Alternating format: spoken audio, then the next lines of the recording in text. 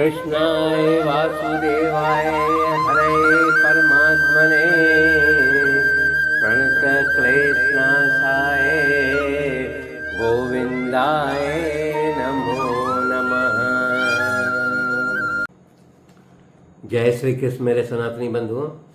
श्रीमद् भगवद गीता के पिछले अंक में हम लोगों ने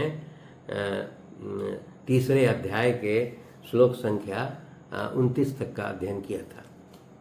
भगवद गीता के इस अंक में हम लोग श्लोक संख्या 30 से प्रारंभ करेंगे। श्लोक संख्या 30। यहाँ पर भी भगवान कृष्ण जो है वो अर्जुन से कहते हैं, मुझ अंतर्यामी परमात्मा में लगे हुए चित्त द्वारा संपूर्ण कर्मों को मुझ में अर्पण करके आशा रहित, ममता रहित और संताप रहित होकर युद्ध कर। यहाँ पर वो कृष्ण जो है अर्जुन को ये समझा रहे हैं कि समस्त कर्मों को मुझ में अर्पण कर दो और अर्पण करके आशा रहित, ममता रहित और संताप रहित होकर के युद्ध करो। अब यहाँ पर जो है वो कुछ शब्द आए हैं, उसको हम लोग अध्ययन करेंगे। है एक शब्द चेतस।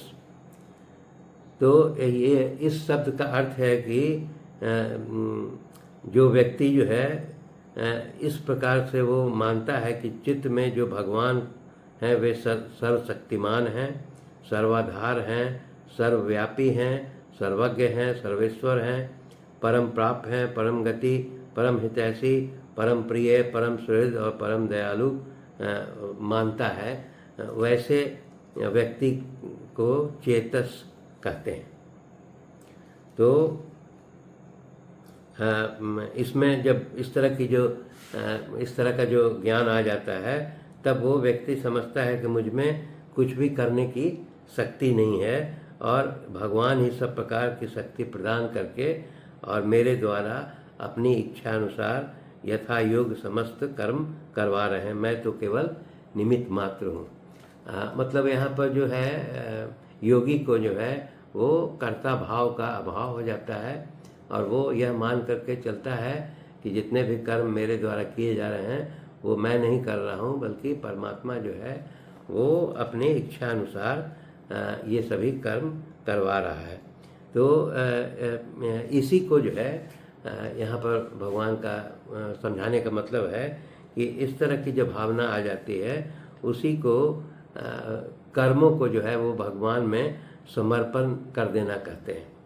तो वो भगवान कृष्ण जो है वो कह रहे हैं कि तुम अपने समस्त कर्मों को मुझ में अर्पण कर दो और इस अर्पण कर देने के पश्चात जो है मनुष्य अगर अपने समस्त कर्मों को भगवान में अर्पित कर देता है तो वहाँ पर जो है आशा, ममता, संताप ये अपने आप नष्ट हो जाता है। इसीलिए वो भगवान श्री कृष्ण अर्जुन को कह रहे हैं कि तुम भी जो है आशा, ममता और संताप से रहित होकर के युद्ध करो। अभिप्राय ये है कि तुम समस्त कर्मों का भार मुझ पर छोड़ दो और सब प्रकार से आशा, ममता, राग, द्वेष, हर्ष, शोक आदि विकारों से रहित हो जाओ और ऐसे होकर मेरी आज्ञा के अनुसार युद्ध करो। तो इसका अर्थ ये हुआ कि समस्त जो है कर्मों का वो भगवान में अर्पण करके युद्ध करो। ये इस श्लोक का यही अर्थ है। श्लोक संख्या 31। फिर भगवान कृष्ण ही बोल रहे हैं कि जो कोई मनुष्य दोष दृष्टि से रहित और श्रद्धा युक्त होकर मेरे इस मत का सदा अनुसरण करते हैं, वे ही संपूर्ण कर्मों से छूट जाते हैं। अब वो कह रहे हैं कि जो मनुष्य जो है इस प्रकार जो है वो समस्त कर्मों को मुझ में अर्पण करके श्रद्धा युक्त होकर और मेरे मत का सदा अनुसरण करके कर्म करता है, वे सभी कर्म बंधन से मुक्त हो जाते हैं। अब यहाँ पर जो है प्रत्येक वर्ण, आश्रम, जाति, समाज का मनुष्य अपने कर्तव्य कर्मों को उपयुक्त प्रकार से मुझ में समर्पण करके इस साधन का अनुष्ठान कर सकता है, वह ये बताते हैं। अब एक शब्द यहाँ पर आया है श्रद्धावंत, अनसूयंत। तो ये कहते हैं कि ये वही व्यक्ति है जो इस साधन का अनुष्ठान वही मनुष्य कर सकते हैं जो मुझ में किसी भी प्रकार का कोई दोष दृष्टि नहीं देखते हैं और सदा भक्ति श्रद्धा रखते हैं। वैसे लोगों के लिए श्रद्धावंत कहा गया है। परंतु जो मनुष्य जो है वो मुझ साक्षात परमेश्वर न समझ करके साधारण मनुष्य मानते हैं और जिनका मुझ पर विश्वास नहीं है, वे इस साधन के अधिकारी माने श्रद्धावंत के अधिकारी नहीं होते हैं। और इसलिए वो ये कहना चाहते हैं कि श्रद्धावंत बनने के लिए साधक को जो है समस्त कर्म जो है वो भगवान में समर्पित करके और उसी भाव से जो है वो सभी क्रियाएं करनी चाहिए। श्लोक संख्या 32। परंतु जो मनुष्य मुझ में दोषारोपण करते हुए मेरे इस मत के अनुसार नहीं चलते हैं, उन मूर्खों को तो संपूर्ण ज्ञानों में मोहित और नष्ट हुए ही समझ। अब वो फिर बता रहे हैं कि परंतु ऐसे अज्ञानी पुरुष जो मुझ में दोष देखते हैं और मेरे इस मत के अनुसार नहीं चलते हैं, उन मनुष्यों को तू मूर्ख और संपूर्ण ज्ञान से मोहित हुआ और नष्ट हुआ मान सकते हो। तो ये वही बता रहे हैं कि भगवान में दोषारोपण करना और ऐसा समझ करके भगवान के कथनानुसार ममता, आसक्ति और कामना का त्याग न करना, कर्मों को परमेश्वर में अर्पण न करके अपनी इच्छा अनुसार कर्मों में बरतना और शास्त्र विहित कर्तव्य कर्मों का त्याग कर देते हैं। तो वो इसके लिए एक शब्द आया है कि अचेतस। अचेतस मतलब कि जिसके मन में दोष भरे हुए हैं और जिनमें विवेक का अभाव है, जिनका चित्त वश में नहीं है, ऐसे मूर्ख तामसी मनुष्य को अचेतस बताया गया है। और ऐसे अचेतस पुरुष का जो है इस लोक और परलोक में पतन हो जाता है। वे अपने वर्तमान स्थिति से भी भ्रष्ट हो जाते हैं। श्लोक संख्या 33। सभी प्राणी प्रकृति को प्राप्त होते हैं, अर्थात अपने स्वभाव के परवश हुए कर्म करते हैं। ज्ञानवान भी अपनी प्रकृति के अनुसार चेष्टा करता है, फिर इसमें किसी का हट क्या करेगा। अब ये बता रहे हैं कि सभी प्राणी जो है प्रकृति को प्राप्त होते हैं और वो स्वभाव के परवश हुए माने उसके वश में हुए कर्म करते हैं। ज्ञानवान भी अपनी प्रकृति के अनुसार चेष्टा करता है, फिर इसमें किसी का हट क्या करेगा। तो वो ये बता रहे हैं कि कोई मनुष्य हठ पूर्वक सर्वथा कर्मों का त्याग नहीं कर सकता है।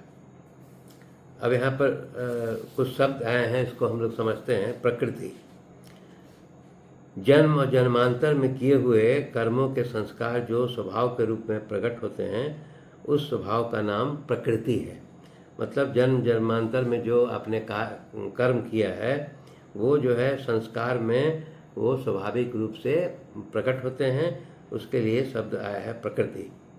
फिर दूसरा शब्द है ज्ञानवान। ज्ञानवान अर्थात परमात्मा के यथार्थ तत्व को जानने वाले और भगवत प्राप्त महापुरुष के लिए यहाँ पर ज्ञानवान शब्द का प्रयोग किया गया है। उसी प्रकार फिर एक अपि है,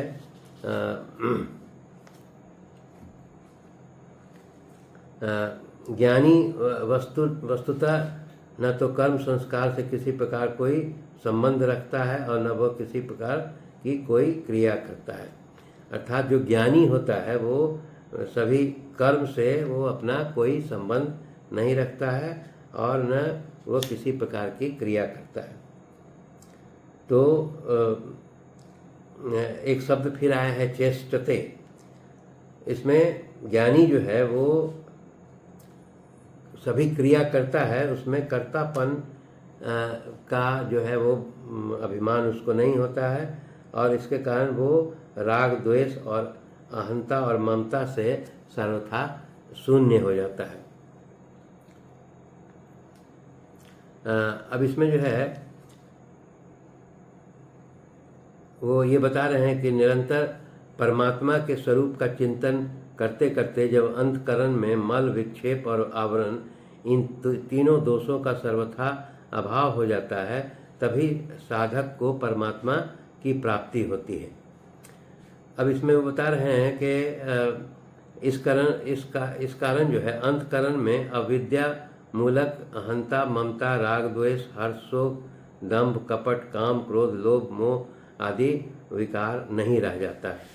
तो और इसका सर्वथा अभाव हो जाता है और जिसके कारण वो अंतकरण जो है वो पवित्र हो जाता है। उसमें समता, संतोष, दया, क्षमा, निष्प्रेयता, शांति आदि स्वाभाविक जो है सद्गुण जो है वो उसमें प्राप्त हो जाता है। अब यहाँ पर जो है इसमें पहले भी जो है महापुरुषों के लक्षण बतलाए गए हैं। तो महापुरुषों के लक्षण में वही है कि उसमें राग, द्वेष, काम, क्रोध आदि दुर्गुण और दुराचार का सर्वथा अभाव हो जाता है। तो वैसे पुरुष को जो है हम लोग महापुरुष कहते हैं। और इसीलिए वो ये बता रहे हैं कि मनुष्य को अपना जो नियत कर्म है वो करते हुए और उसमें कर्तापन का अभाव होना चाहिए, आसक्ति का अभाव होना चाहिए। तो उससे जो है वो कर्म बंधन से उसको मुक्ति मिल जाती है। अब यहाँ पर वो ये बता रहे हैं कि मनुष्य जो है वो उसकी स्वाभाविक जो गुण है वो उसके कारण राग, द्वेष, काम, क्रोध आदि दुर्गुणों का त्याग करने में और श्रद्धा, भक्ति आदि सद्गुणों को जागृत करने में वो मनुष्य उसको स्वतंत्र है, वो करता रहता है। इसलिए मनुष्य को चाहिए कि दुर्गुणों का त्याग करके भगवान में और शास्त्रों में श्रद्धा भक्ति रखते हुए भगवान की प्रसन्नता के लिए कर्मों का आचरण करना चाहिए। ये इसका श्लोक का यही अर्थ है कि मनुष्य को जो है कर्मों को रोकना नहीं चाहिए, उसके लिए उसकी स्वतंत्रता नहीं है। उसे कर्म तो अवश्य ही करने पड़ेंगे, परंतु वो सद्गुणों का आश्रय लेकर अपने प्रकृति का सुधार करने के लिए सभी स्वतंत्र हैं और उन्हें कर्मों में कर्तापन का अभाव तथा आसक्ति का अभाव उत्पन्न करने की आवश्यकता होती है। श्लोक संख्या 34। इंद्रिय के अर्थ में अर्थात प्रत्येक इंद्रिय के विषय में राग द्वेष छिपे हुए स्थित हैं। मनुष्य को उन दोनों के वश में नहीं होना चाहिए क्योंकि वे दोनों ही इसके कल्याण मार्ग में विघ्न करने वाले महान शत्रु हैं। अब यहाँ पर बता रहे हैं कि जो इंद्रिय हैं और उसमें जो उससे जो संबंधित विषय हैं उसमें राग और द्वेष जो है वो छिपे हुए स्थित होते हैं और मनुष्य का जो इसी राग और द्वेष जो है वो इंद्रियों को नियंत्रित करता रहता है। इसीलिए मनुष्य को जो है इन दोनों के वश में नहीं होना चाहिए, अर्थात राग और द्वेष के वश में नहीं होना चाहिए, क्योंकि ये राग द्वेष ही जो है वो कल्याण मार्ग में विघ्न पैदा करने वाले हैं। तो यहाँ पर वो बताते हैं कि सभी इंद्रियों के साथ जो है वो राग द्वेष जो है वो अलग अलग छिपे हुए रहते हैं और वो इसमें राग और द्वेष के बारे में समझते हैं कि राग और द्वेष जिस वस्तु, प्राणी या घटना जो मनुष्य को सुख की प्रतीति होती है, जो उसके अनुकूल होता है और उसमें उसकी आसक्ति हो जाती है, इसको राग कहते हैं। और जिसमें उसे दुख की प्रतीति होती है, जो उसके प्रतिकूल प्रतीत होता है उसे उसका द्वेष कहा जाता है। और वो ये बताते हैं कि प्रत्येक इंद्रिय में राग और द्वेष जो है वो छिपे हुए दोनों उसमें निवास करते हैं। इसीलिए मनुष्य को इन दोनों को वश में हो करके और वो इंद्रियों को नियंत्रित करता है राग द्वेष, और मनुष्य को कल्याण मार्ग से उसको भ्रष्ट कर देता है। इसीलिए वो बताते हैं कि ये राग द्वेष कल्याण मार्ग में चलने वाले साधक से भेंट करके मित्रता का भाव दिखा करके उसके मन और इंद्रियों में प्रविष्ट हो जाते हैं और उसकी विवेक शक्ति को नष्ट करके तथा उसे सांसारिक विषय भोगों के सुख का प्रलोभन दे करके पापाचार में प्रवृत्त कर देते हैं। अर्थात ये समझने के लिए ऐसे समझना चाहिए कि ये राग द्वेष जो है आपके इंद्रियों को अपने वश में करके और वो सभी विषय भोगों में ये सुख की प्राप्ति करा करके और मनुष्य को जो है प्रलोभन दे करके पापाचार में प्रवृत्त कर देता है। इसीलिए इसमें ये श्लोक में इसका भावार्थ यही है कि ये मनुष्य को जो है अपने राग द्वेष को नियंत्रित करके अपने इंद्रियों को नियंत्रित करना चाहिए। धन्यवाद। शेष अगले अंक में।